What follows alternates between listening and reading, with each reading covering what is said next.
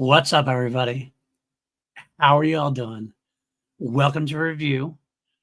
This is a very special day, although it's kind of funny because the way we're recording this is different than the way you're seeing it. Watching it, you have 2 episodes left. Recording it tonight, we are actually recording both reviews of episodes 9 and 10, which is, I don't know if you've noticed or not, I noticed as soon as she came on board, Lego's glowing a little bit. Yeah, I even dressed in homage to my hero, one Mick Foley, in a tie-dye and a red plaid. I got my matcha with 2 shots in a flowery cup. I got my notes. I got a smile on my face. I'm ready to Go ahead. go. Why do you have a smile on your face? Because we're ending this stupid show. We are finishing up the remake, the 2009 reboot. It's been a long bit of a slog. I tried to fight for it as I went on. I think I was delusionally trying to fight for it for longer than I probably should have. But I did give up on the 2 pretty much. But I am a completionist, and we're going to do the whole franchise. So we're going to do the whole franchise. So that's what we're doing. And we do see the light at the end of the tunnel. Luckily, I don't think it's a train coming at us, but we'll find out soon. Let's get into it. Episode 9. Well, wait, I'm so sorry. Before that, I already have a rant. Oh, already? Wow, I even started the episode and we ranting. Yeah. I just need to people to understand my level of contempt for this show. Can I give them my Jim Burns rant? You can go. Please, the floor is yours. Thank you. I didn't think, I have now watched this entire 2 seasons. I didn't think I could dislike this show more. But I'll tell you what happens. I've been rewatching Highline of the series. Highline of the series, starting in season 2 and onward, has an actor I absolutely love playing a character I absolutely love. Jim Burns portrays Joe Dawson. So I was looking up some other things he'd been in, and I found out he and Peter Wingfield, who plays another character in the show, were in quite a few different series together. And I also noticed on his credits, it listed V. So I looked. I went back to the episode. I think it was episode 10 of season 1. Right. And I looked for Jim Burns because I was thinking I would have spotted him. Surely. He's a very obvious person to spot. White hair, beautiful man. You could see him a mile away. Watch this whole stupid episode again. No avail. Like, what? So then I kind of play it back. And while I'm playing it back, I'm running through, the bottom when you hover your cursor over. And and like tracking the little images below. I did it like 5 times before. I'm like, that's him. And I clicked on it. Chad has printouts of a show he did earlier, where it's a woman with brown curly hair who we see speaking in the broadcast, and a photo of Jim Burns. So clearly they had him there talking and cut it so that only her talking parts remained. And I've never been so mad. Jim Burns out on you. Couldn't believe it. And yeah, I understand that anger. I did not notice. He got paid. I'm sure he did. He must have gotten paid. He got a credit. He has a credit, so he's got to get paid. That's it's a credit, but he's even a named character. Not much. What the fuck? He was in the credits. Well, he definitely has one. Like, why? Right. No, I mean the character. Was he actually in the credits? Right. No, I know. Was he actually in the credits, by the way? Like, did they actually say like Jim Burns is in this episode? Wow. I mean, like on screen, like not just on IMDb. So. Like at the end of the episode. Right, yeah. Okay. I think so. Yeah. Interesting. I think it's because he's a git. But then why do you cut him? Oh my god.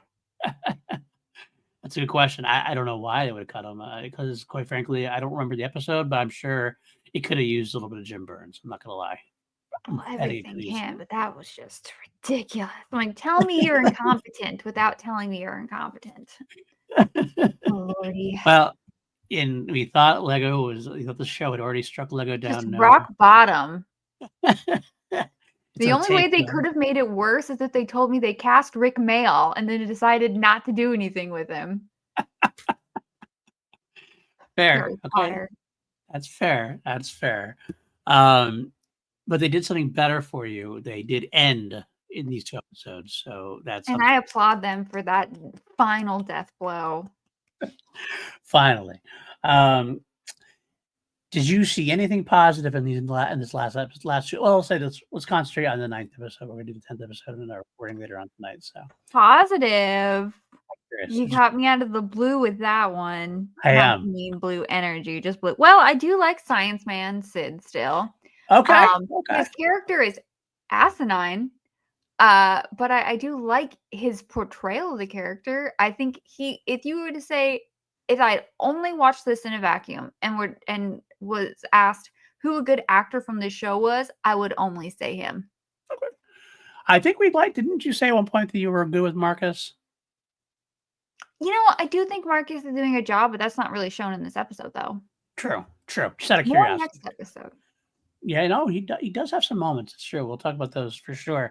So let's get into this episode. This episode basically is about Concordia's opening. And so Concordia is this whole plot they're doing with Concordia is about landing ships.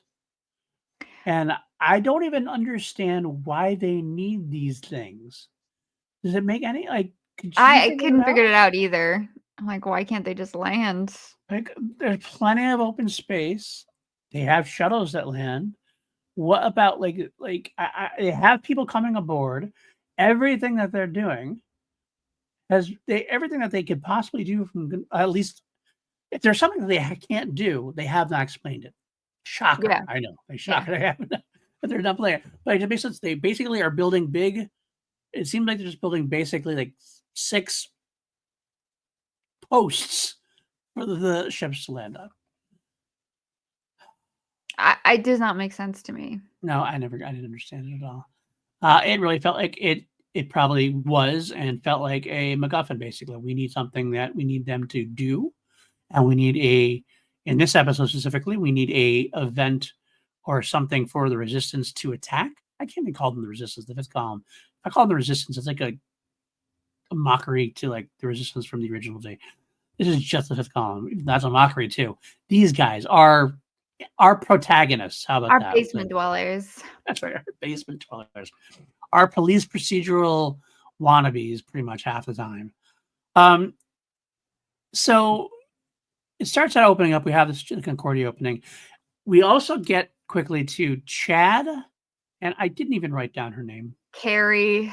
Let's talk about Chad and Carrie this whole episode. First of all, this is like, I like the idea when they popped up, like, oh, let's give Chad somebody to buddy around with, or to have some kind of something like that without it being Anna, because that's all he had, and he was not fitting in with the Resistance at all, his column at all. So I was like, good, that's kind of a cool idea. At least let's get some anti. It's interesting to see, especially since she was anti-V, and he was like behind the scenes anti-V. So that could possibly lead to some interesting things. And did they blow it with this episode? Big time. It felt like it should have been in season 1 earlier. Yes. I'm like, you're doing this now. And you're going to do it so quickly and get rid of her. It doesn't make sense. And they don't even do anything with it the next episode. Right. It just dropped. Like, it's like they introduce this thing, like, oh, we don't really want this. Forget it. Like, first of all, it feels like season 1, Anna, as we've shown, like once this Carrie got on screen and started like doing her anti-V rhetoric, she would have been all over her like wood on rice, and she would have been discredited, and she would have been killed. She would have been something. And it just kind of lets it go, and then decides, oh, and now I'm going to pressure Chad to do something about it. And then Chad does do something about it, but he's where is he like?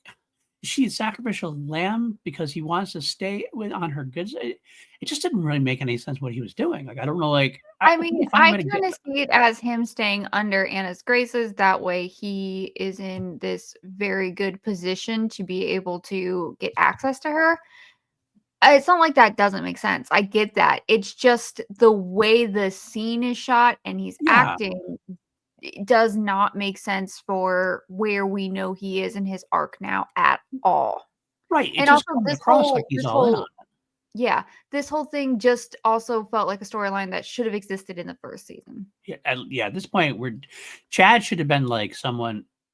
I actually don't like Chad as a resistance fighter in this part of it. Like this whole scene should have been the beginning where he was actually pro V and she was actually anti V.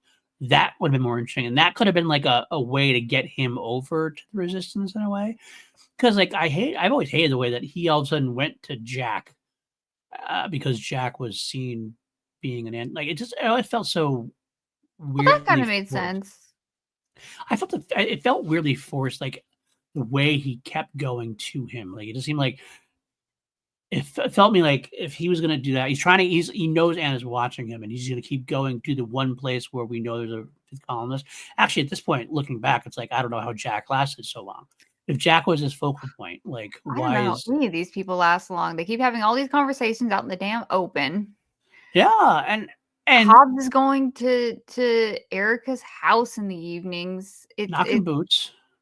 what is even happening with these people? Covert, we don't know her. Jack seems like all in again, almost like in a way, like he keeps like Yeah, it just seems like none of the things that happened in previous episodes have any effect or bearing on what happens in these it episodes. resets every time, except for like the only one, and this is not a good thing because it's not a good storyline, but like at least the Tyler storyline and Tyler's relationship with Erica seems to generally follow what happened in the previous episode. That feels a little better in a way. Like it's weird, which is weird because I hate Tyler's story at this point. I'm done with Tyler's story. I'm done with Tyler, the actor who plays Tyler. I'm done with pretty much everything about him except for Lisa. But then Lisa has kind of like a interesting couple episodes, but like it's not. This is not Laura Vandervert's fault. This is definitely a writing fault. I am going all over the place, but it's hard to like focus on what is even. I was looking for positive things. That's why I asked you. I didn't have much positive with this at all. I had nothing really positive about it at all, except for like no, there's nothing. I got nothing positive at all. This is all like just jumbled up nonsense that didn't really go anywhere. The worst part is it seemed like surface level it was going somewhere.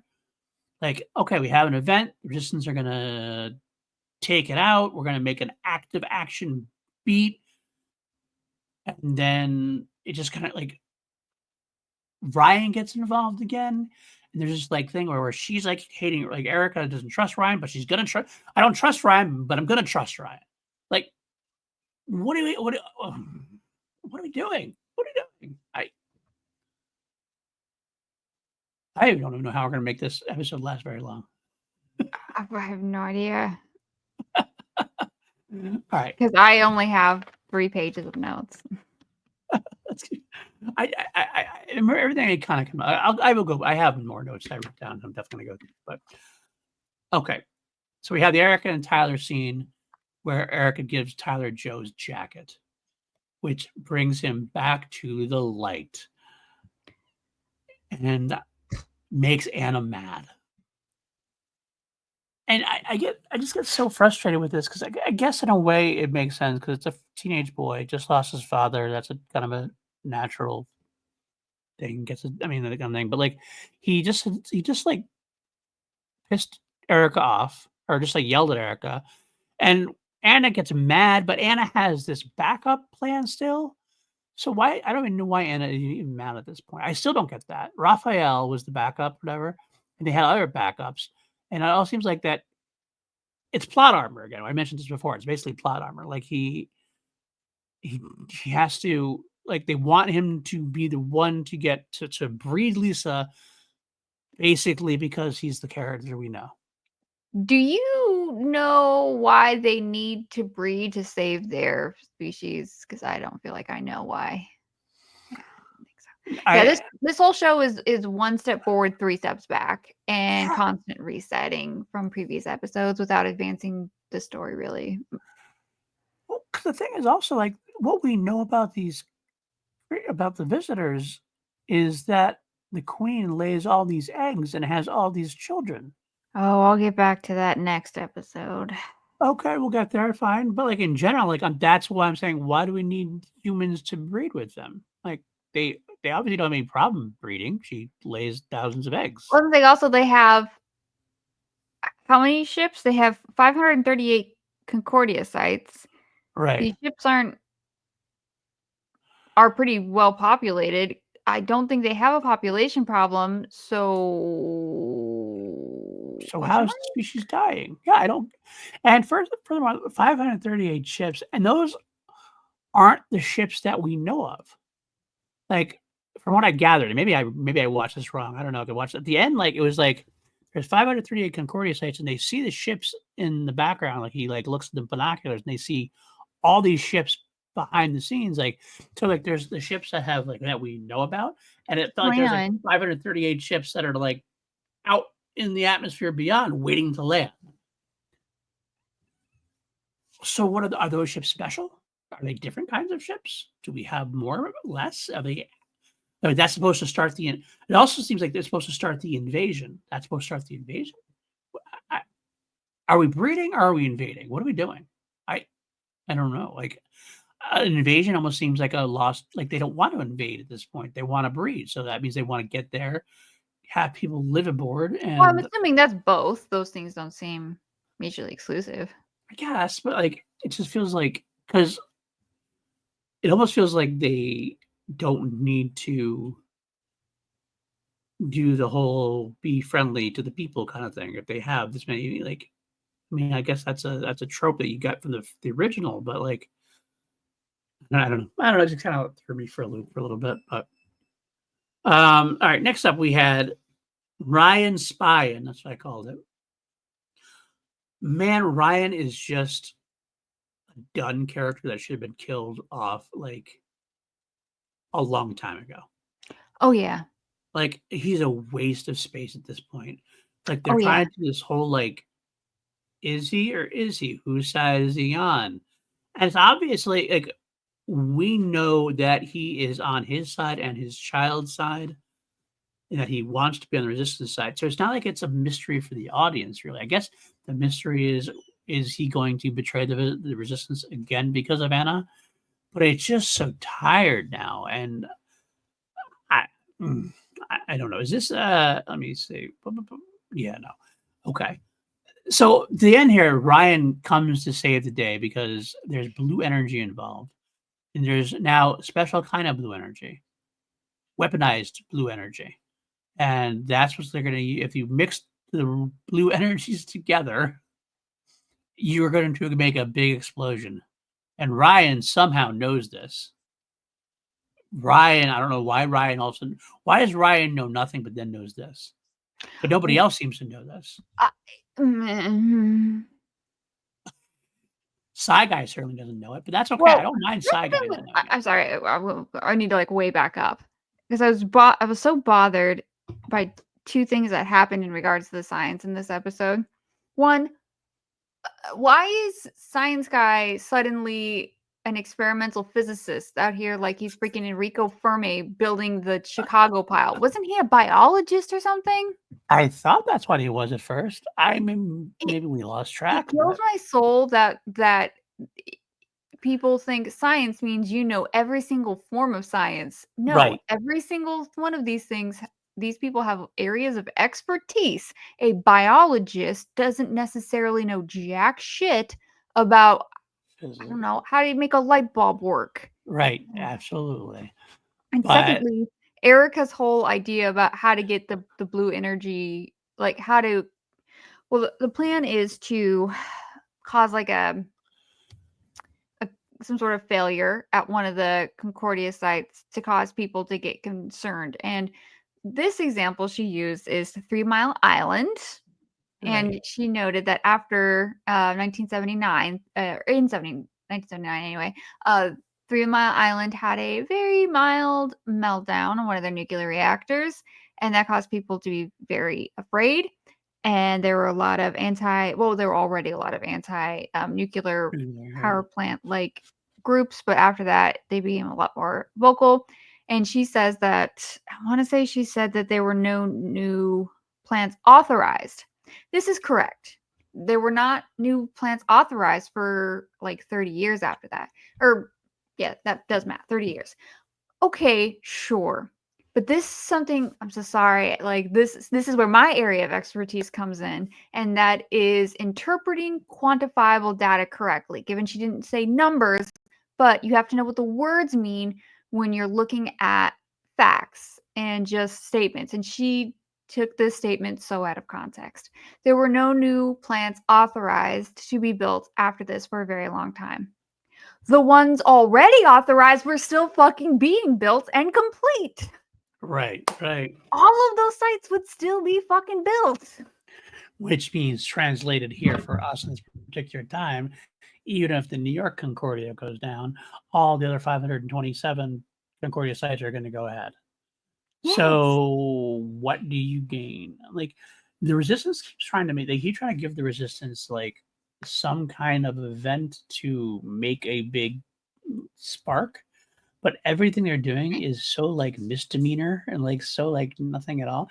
And it's a fine line to draw. I mean, I understand the idea is that you want to make like on a big picture level, you want to make the the visitors seem very oppressive, very dangerous, very like in control, because resistance is powerful doesn't really make for good TV for this kind of show, because you want that resistance that's beaten down, that's like, you know, it's they're struggling, that kind of thing. That's part of the struggle for rebellion. Um, Yeah, the show doesn't work if they're winning. right, absolutely, right. But then But you also it go too creates a far show the other that's not way. worth watching. Right, because you go too far their way. It's like, okay, so like they made somebody, okay, so they knocked somebody out. They okay, and they didn't get. You need some kind of victory to move forward. Like, and that's something that the like original V knew very well. Like, they had the battle in the first miniseries. We'll go through just the first two miniseries. Say we had like the first battle was like getting weapons, and they barely survived. They got some weapons out while the visitors attacked the camp, and they survived the battle. The win was that they survived. That was their big win. And then the next big battle, they had the medical center incident, which was that big event that they could make things known. They still barely get out of there with their lives, and Julie gets captured and everything else. But like, so at least they were making ground with bigger, at least press opportunity, at least like publicly speaking, to make their case known. But that also wasn't the main focus of the show. Right, absolutely. And I think But that's what this show is seriously lacking, which is yeah, good a focus, characters and good a good character character. art. Yes, a good character, and focus on what when we're asking the 10th episode, 9th episode in season 2, we're like, so what do the visitors really want again? Something to do with breeding. Maybe they're who are they? And like, yeah, it feels like they don't know what they're doing. That's the problem. They really just don't know what they're doing with it at this point. Um, And also all their ideas are ridiculous. The human soul breeding. What are we doing here? What was the point of any of that? What statement is that making? like, I even understand. I think I understand what they're going for, but they're using the poor definitions. It's a very poor play on like the Spock of it all, the robots of it all. Human emotion is good. Human emotion is what makes us humans, and all that kind of stuff. And I mean, it's a typical sci-fi trope. We've seen, you know, robots, logical aliens. We've seen them kind of like do that, but that's not what a soul is. First of all, like, and that's Preach. right, and so that's what they keep going for, the soul aspect, and but they're like saying it the same way they're saying human emotion, so it totally doesn't make any sense. And then I mean, not even the religious aspect of it. It just seems like you can't quantify a soul. Can you quantify emotion? You can quantify emotion more than a soul. I think you can. It's actually justifiably like observable. You can. It just. They're going to this really. They're a hard sci. They should be a hard sci-fi show, where they're going way into the spiritual, and it's working against itself on every level because of it, I think. Um, Especially when you have a hard sci-fi show that relies on this fucking bliss. Oh, I was gonna say also, the reason that that works with a singular character like Spock, not a Right. whole cast of Vulcans, and Yes. additionally is that we do see Spock has emotion and he struggles with that because of this culturally ingrained idea that it's bad. And that's a great story because it's one person's struggle. Yes. Um, it also helps that he's half human, half Vulcan, so that kinda has that kinda, like, additional Kind of layer push and of pull. Yeah. has a foot exactly, and that kinda thing. And Data's similar in that way. You kinda see Data struggling, and that's kind of a cool thing to see as well. But again, it's that one person struggle. You can't have multiple people struggling like that because it doesn't you can't concentrate on it. So you're left with people who are acting like complete robots the entire time, which is very uninteresting, and And very also they're not boring. necessarily even struggling with it. They're trying to quantify it, which is dumb. Even worse, right? Yeah. Um, Now, if this was Ghostbusters, that would be fun, but that's a comedy. They got right. yuck yucks. There's a This lot show of doesn't have yuck yucks. I don't think there's anything funny about this show at all. I don't think I've laughed once. And at least that's something I'm supposed to laugh at. Well, I was gonna say, I did finally figure out Egbert. Egbert was not the name of a character from Garfield and Friends. So Garfield and Friends was split. So it was like two shows. It was Garfield and Friends vignette, and then it was a U.S. Acres vignette. And then in U.S. Oh, Acres, there is a character who's in a shell, but his name isn't Egbert, it's Sheldon, which is very cute. Sheldon. Okay, Um, so I don't know where I got Egbert, but that was the character visually I was thinking of. gotcha. U.S. Acres, that was the other Jim Davis property. That's right. Forgot that, entirely forgot that existed until you just mentioned it. I I was a love Garfield. that show. Garfield and I was, Friends is my like the intro is my alarm clock to wake me up. I was, Yeah. I mean, I loved Garfield growing up, the comic strip. I used to read the strip all the time, but I don't Same. never remembered U.S. Acres at all. There's a couple of comic strips that I could live my life on. It was Garfield, it was Calvin and Hobbes. Trying to think of something else that was really necessary. Like, I read them all, but like some of them were necessary and others weren't. Yeah, like my pseudo bro had so many Garfield comics. We had a whole shelf in our room. I And I have a loved book when for some of them Calvin had Hobbes. holographic covers. Those were my favorites. Oh, I remember those. Yeah, I remember those. I definitely used to watch the specials they had on TV. I used to like those and stuff. The less said about the movies are the better. The second one is probably Garfield more than worth movies? the live action Garfield movies. I'm not sure what you're talking about. Okay, What are you that's talking probably about? for the best.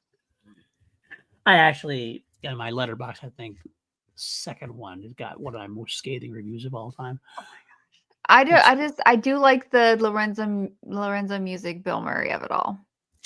I love Bill Murray. I think Bill Murray. I give me Bill Murray for anything, honestly. But and Bill Murray's a perfect voice for them. But yeah, he totally.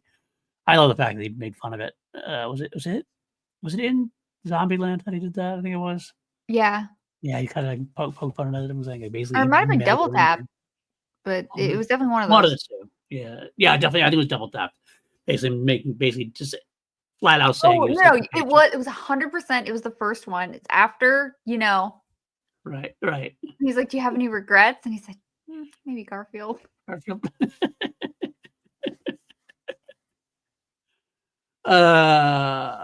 Okay. Like, one of the best cameos. I remember seeing that in the theaters, and, like, my jaw hit the floor when he got, Yeah. KO'd. Like, I couldn't believe it. I'm like, "You killed Bill Murray? Is that allowed?" It is when you're gonna bring him back to life, kind of thing. True. That's what it is. I think I honestly, I will admit that's a subgenre of things that I'm a sucker for. People playing fictionalized versions of them, fictionalized, like, exaggerated versions of themselves. I'm all for that. I mean, my favorite's probably obvious. Unbearable Weight of Massive Talent. That makes sense. And exactly that. Love that. I loved all of them. I even love James Vanderbeek and Don't Trust the Bee in Apartment 23. You ever see that show? But Kristen Ritter. what movie was it that the guy from American Pie plays himself, and I feel like he plays himself with. Oh, with James in it's Yeah. Kevin Smith. It's Jay and Silent Bob Strike Back when they play Yes. and they As play Jay and Regan. Silent Bob. Yeah. In the movie version of it, yeah, they play themselves. So James has done that a couple times now. Oh, cool. I didn't think about that. Yeah, absolutely true. Then of course there's Man, also the Dawson's CDN. Creek, like he's famous for a Yeah, whole, series of people growing up in that era. he is really. Yeah, he is. He's actually a good dude. I will tell you, he's a good dude. We were in an a cappella group together in college, and I mentioned that on the show before. And we had a good time together back in the day. He's pretty fun. So I actually got to when I directed a scene of him in my directing class. He said his whole goal was to get me an A on the project, and I did get an A on the project. So I thank him for that. I give him that credit. Anyway, back to V. I don't know why I just said that, because why would I bother? But, here we are again. We get more with Diana and Lisa.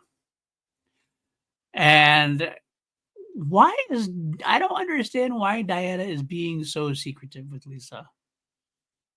Like, they're down there. It's They're a sci-fi flying. show. That's it. Like, they're on the same side. I don't believe, unless, like, you're going to try to tell me that Anna's, like, watching or there's some kind of recording going on or something, but, like, if that's the case, then they're having too much conversation at all. Like, her going down that all is a problem. It's just dumb. Show, it's not like it wants to be this secretive show, but you can't have secrets that drive the show when there are no secrets, and you can't have secrets between characters that there shouldn't be secrets between. Like, it doesn't make we've sense. been saying that since Ryan in the fifth column. Like it. Right. And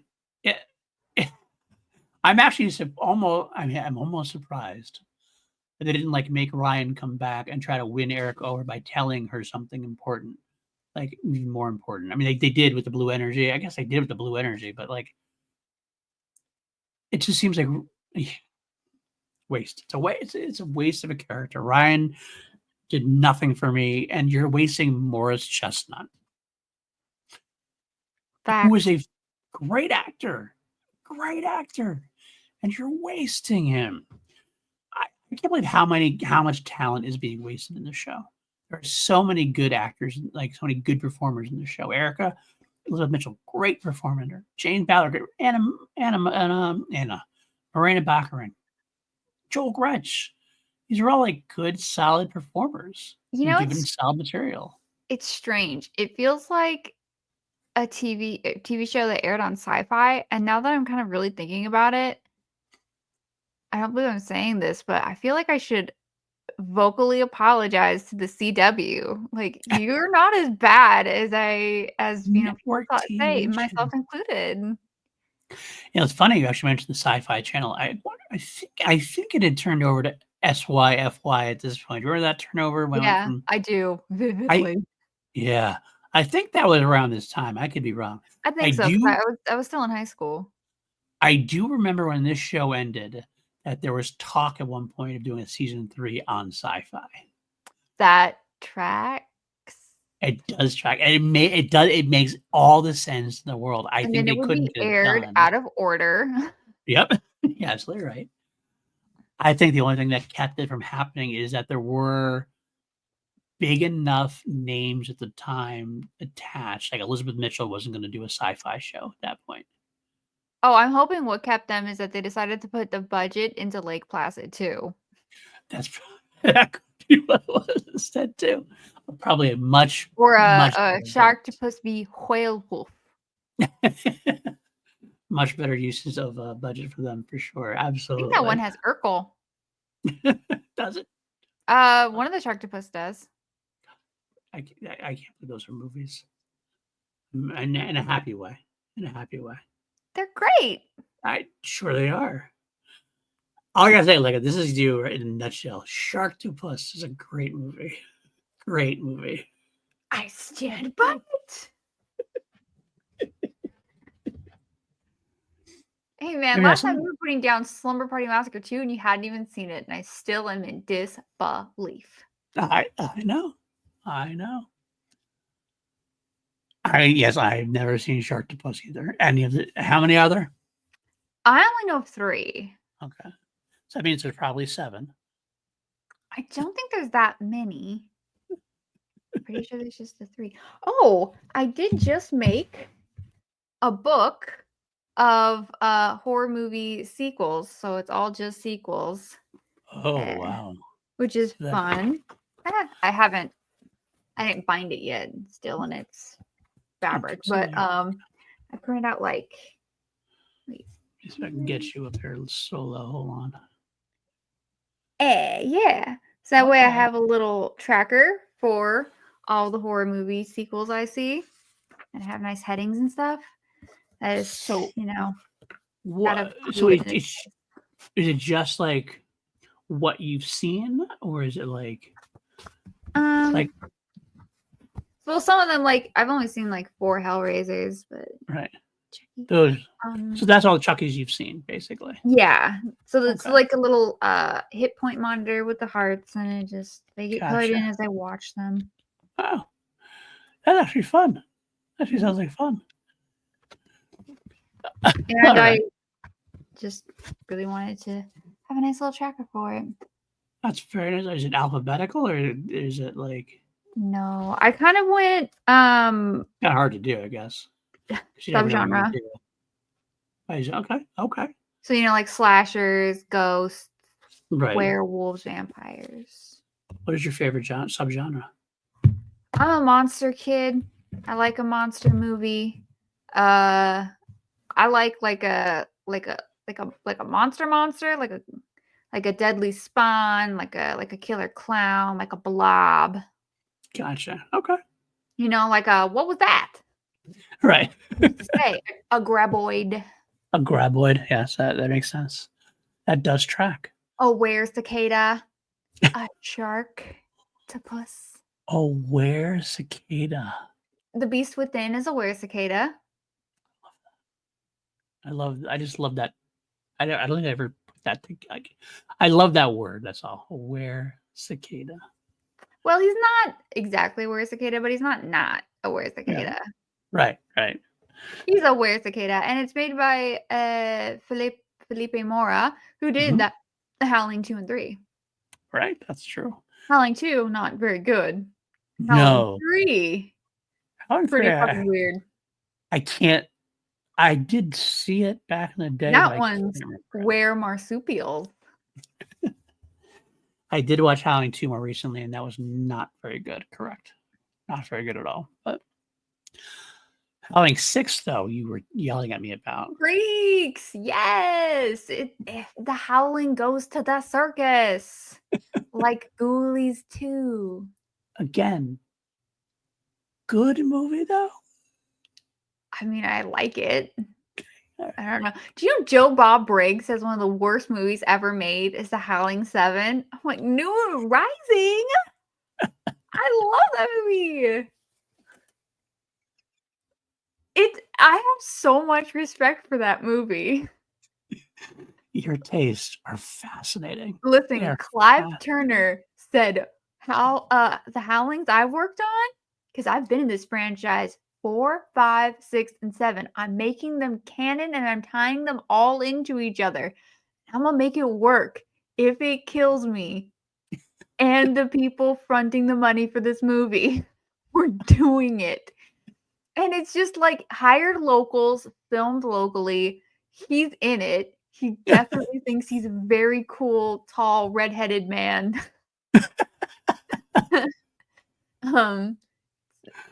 It's a hoot and a holler. And now I would say personally they should have continued the plot line. If it's from anything, from 6, continue on with the freaks. Right. But we did not. They didn't. No. But you like 7 anyway, though. Yes, because I'm looking for the next Halloween movie to say, you know what? They were all canon, and we're gonna make it work. And I can already tell you how. Oh, go ahead. Please go ahead. I want to hear this. Michael Myers is in hell living a loop, and every time he tries to change, he changes something else happens. So we're just seeing his various loops of trying to get to the perfect end goal timeline. So that's how Jamie Lee Curtis keeps popping back in? Mm-hmm. And she has different kids in each version. This works. I like it. Sure, it sure does. It sure does. I'm here for it. I Do you watch have any any time. other explanation for the Halloween franchise in canon? In canon? No, I don't. There you go. So that is probably the closest I've ever seen. So I'll give you Groundhog the Day. applause. He's Groundhog Daying it. Does Bill Murray get to make an appearance in Halloween then? He better. Maybe he can wear a Bill Murray mask instead of a Will Shatner mask. That's the final go around. That's what needs to happen the entire time. Once he puts that Bill Murray mask on, everything goes out the way it's He'd supposed be to. too It's supposed to go. powerful. That's true. Absolutely. We are way off track. I don't have anything else to say about. I have one more thing to say. Can I just say the one last thing I have? Yeah, go ahead. I have a couple of It's things. the end. It's the end. They want the fifth column talks to Lisa. They bring her into the fold and Brian back into the fold. Even the guys are kind of like, he betrayed us, and she's like, Erica's like, I don't care. We're outgunned. We're outnumbered. We need more. So they devise a plan with a hologram of Diana there, which totally makes sense and didn't bother me at all whatsoever. And they decide the plan is to install new leadership. And for those of you audio listeners, I'm staring deep into my camera because the U.S. installing new leadership for other governments has always worked out really well. And I am saying nothing else and implying nothing else. Nothing else. It's a good plan. Solid idea. Probably a solid choice. Great historic precedents. Erica of the FBI, great historic evidence to support this decision. Super. It'll all turn out well. I will say, I actually think that was about time Erica says something like that. The only problem is just we don't care because no, it's not going to go anywhere. Because they are outnumbered. They are outgunned. They do need to start doing something bigger. That's what I've been saying the whole time. They do something bigger, bolder, something that was going to make any kind of difference because they haven't made a difference yet. So at this point, I'm just saying, like, guys, we've seen what happens when there's someone starts getting the sneezies. Okay. We could have a global pandemic real fast if we need one. What are we waiting for? And then, they had that disease, or not disease, that illness from that virus. Right. Episode. What happened to that? Forgot about that. We could just spread that. It'll be so simple. Just go to Kentucky. Kentucky, do it. Was it Kentucky or Tennessee that the 1918 flu started in? I think it was Kentucky. I think you're right. Pig farm. I think you're Kentucky, right. Sounds right.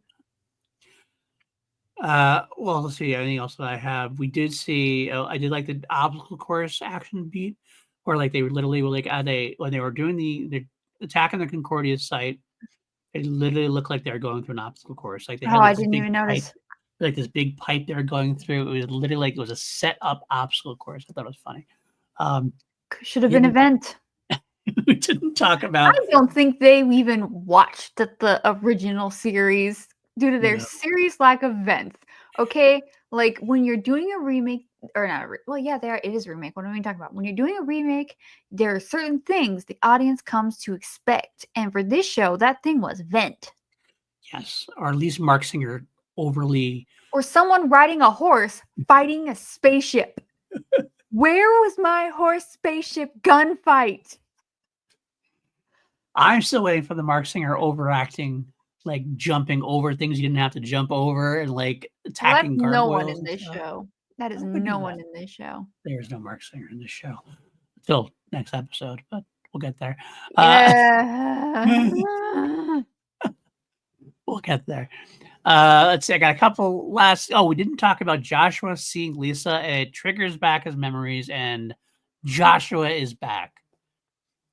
I thought that happened last episode. I don't understand. Like, I thought it did too, kind of, but I guess not. And now it's like, okay, here we are. And like, it happened so like almost unceremoniously that I was kind of like, oh, almost. We've been waiting for this to happen the entire time. I mean, I guess seeing Lisa doing something dirty and he could have turned her in, that makes it a little worth something, but it still doesn't, though. You're right, because it seems like we've been waiting, like, okay, well, when is this going to happen? What's going to happen? All of a sudden, just, boom, there it goes. It happens, and he's back. Too little, too late for Joshua. Although I gotta say, I had seen the show before. Like I said, I'm surprised he lasted this entire show. I thought he died. I thought he died and never came back, and I was wrong, I guess. I mean, I guess congratulations to him. He Yeah, made a yeah, paycheck, and got the that's what paycheck. matters.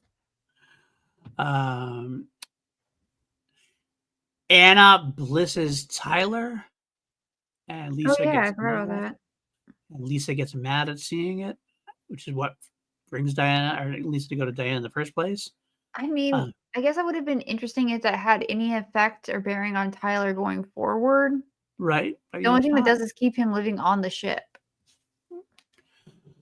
Finally, I had Marcus seeing Amy and Anna hug. Amy being Ryan's daughter, and Amy Yeah. hug and being questioning about it.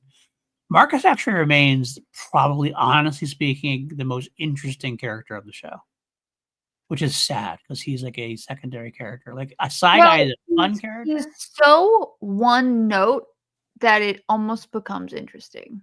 That right? one Because note being the preservation of his species, but for right, question mark reasons, why question mark? like you literally don't know what side he's fully on No, entirely. I know Like exactly what side he's fully on, he's on his own. no. We're talking Marcus?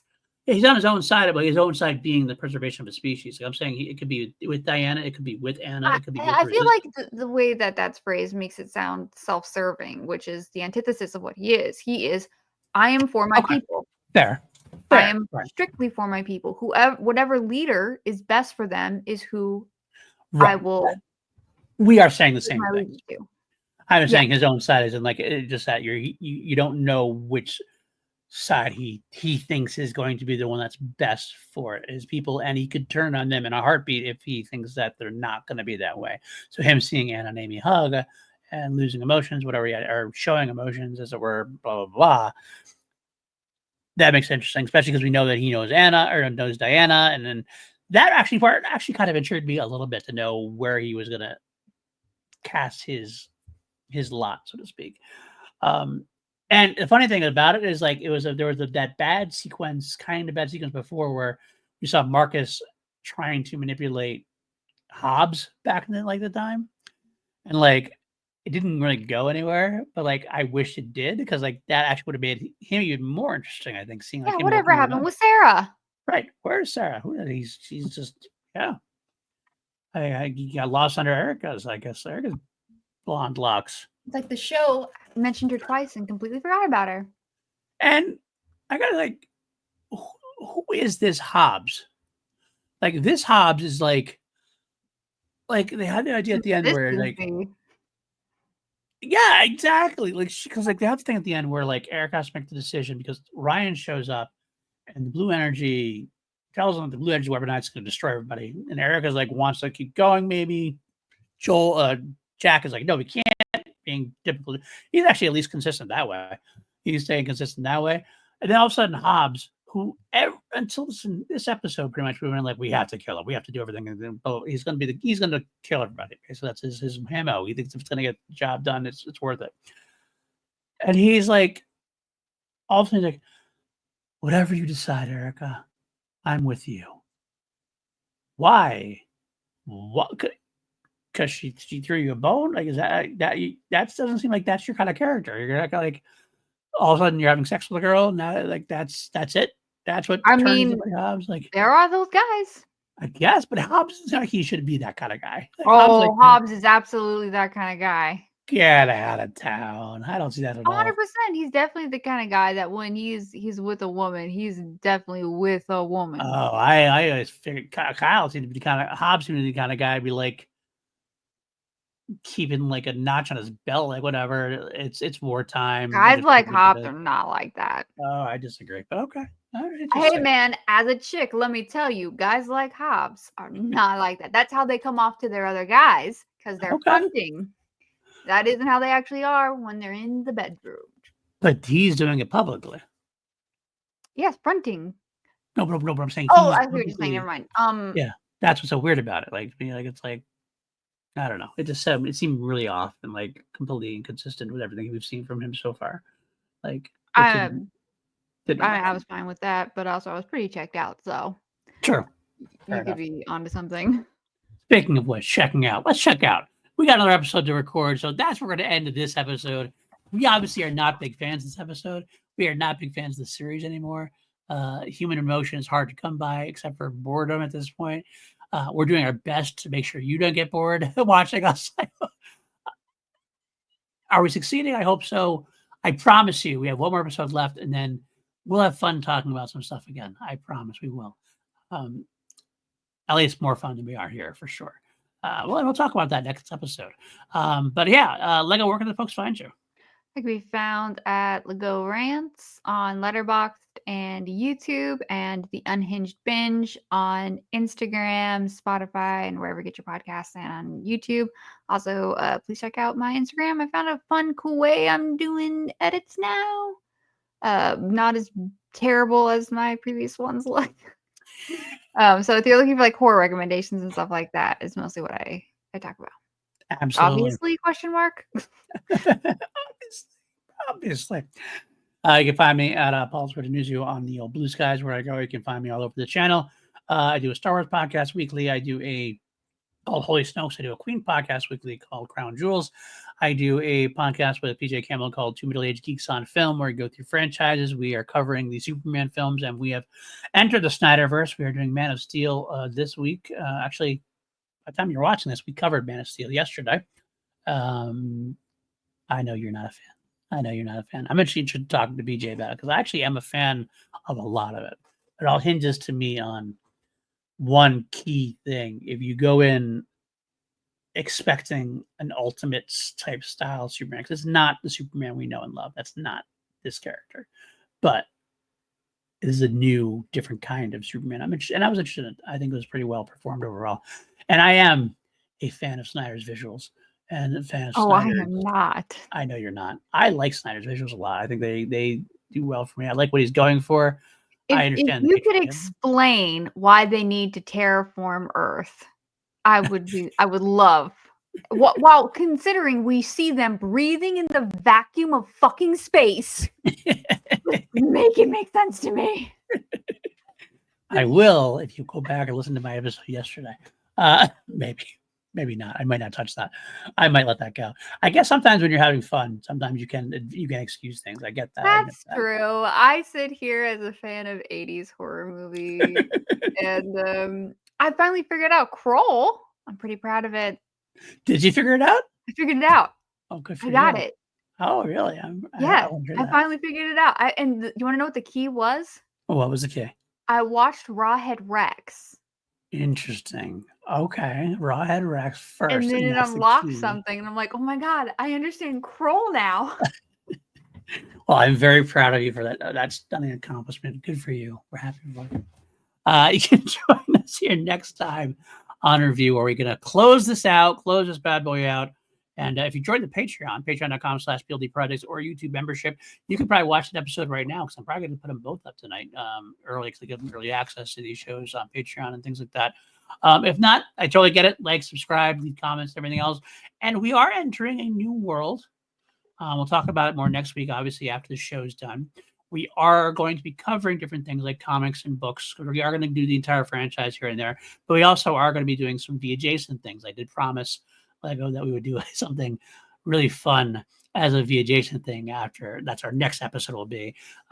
Before we get into the big finish audio stuff, which is only 3 more episodes of that. So a lot of stuff going on there, but we're going to see what we do first. I'm going to let Lego decide what we do next as a V-adjacent, review adjacent, which is our loose definition right now is a movie that is either an influence to V, influenced by V, or contains actors or a director from the original V in it. So that could be Independence Day, it could be Alien Nation, it could be Watchers 1 and 2, which we're definitely going to do at some point, I have a feeling, and things of that nature. So lots of fun coming up with that for sure. And yeah, so stay tuned till then, and we will see you next time to close this bad boy out. Get your drinks ready. We're out of here.